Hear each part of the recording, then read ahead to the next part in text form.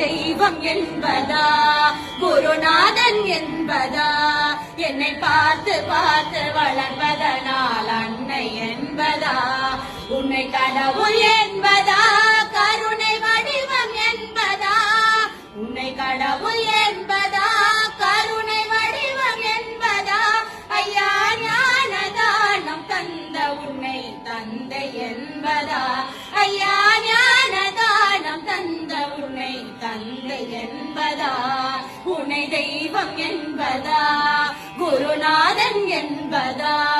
என்னை பார்த்து பார்த்து வளர்ப்பதனால்